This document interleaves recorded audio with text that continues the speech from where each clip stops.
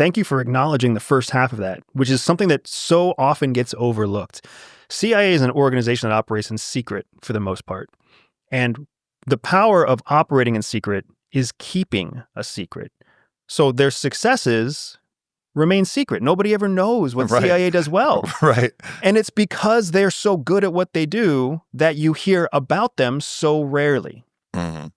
The bombs that haven't gone off, the people that haven't been kidnapped, the poisons that haven't been put into our water system, our commercial utilities, the terrible things, the number of hours that our electrical grid has been up and running when people have tried to take it down. Yeah. Those are all examples of things that CIA has done very, very well. Mm-hmm. The fact that we have remained the preeminent power in the world since the end of World War II is an example of how CIA has done a very good job. And the vast majority of people at CIA are hardworking, dedicated, committed patriots, professionals. They're brilliant, brilliant people.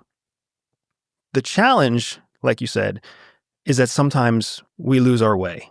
Mm-hmm. Sometimes the practicality of keeping Americans safe supersedes the morality of how you keep somebody safe. Right. And that's a constant challenge that CIA is dealing with because at its core, it's still a government bureaucracy.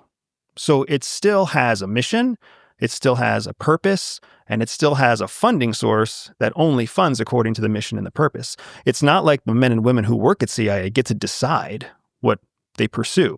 Mm-hmm. It has to be assigned, it has to be funded, it has to be approved. And only then can they execute on that directive. Yeah. So in all of CIA's most famous examples of failure, there's some sort of hierarchy to where the straw house started to fall down. Yeah, and I think this is something I've heard you talk about before as well, is that you've actually started to come into a deeper faith and actually a morality that's bound by your actual connection with God. And, there's many lenses by which you can look at that. I think you're looking at it through the Christian lens, which is a beautiful lens to view God and view the divine.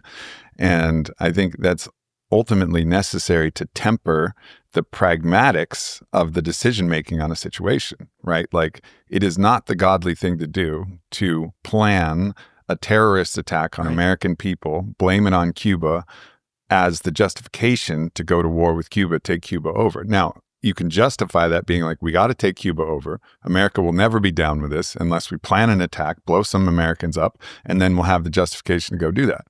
But from like a Christian perspective, you're like, yo, you can't blow up Americans. Like, it's just not an option on the table. You got to look for another fucking option.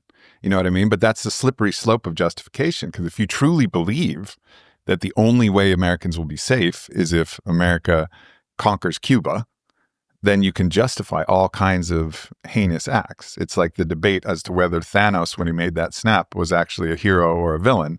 It depends on how accurate his justification is. But I think there's another way that you can look at that, whereas like every action that goes in accord with greater justification has to be a good action taken. You know, and there's lines that you just can't cross. And it's fascinating because what you're talking about in our language is morality, morals versus ethics, right? And the difference between ethics and morals, there's a very specific difference that is often overlooked in popular culture. People think that morals and ethics are the same thing. Ethics are actually imposed from the outside.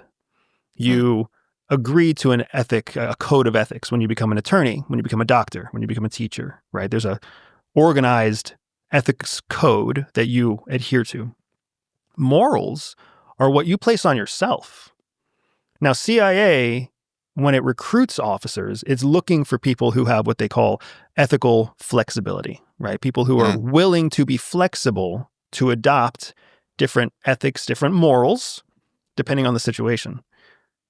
But what ends up happening is when you practice that flexibility for too long, you begin to have no morals, no ethics. When the ethics that you adhere to are essentially the operational requirements of the job, then you really don't have any limitations at all. You just have almost like you have guardrails on the path to whatever mission you're trying to execute. And that is in large part what CIA is designed to be. It's designed to be a tool for the executive branch. the president, right? So point and shoot. That's what the president's supposed to be able to do with CIA in many ways. But that's not what serves the American people at the highest level if you start to project out into future years. And that's exactly what you're talking about. We start to find ruthless, practical justifications for doing things that actually undermine the core oath that we take to protect and serve the American people.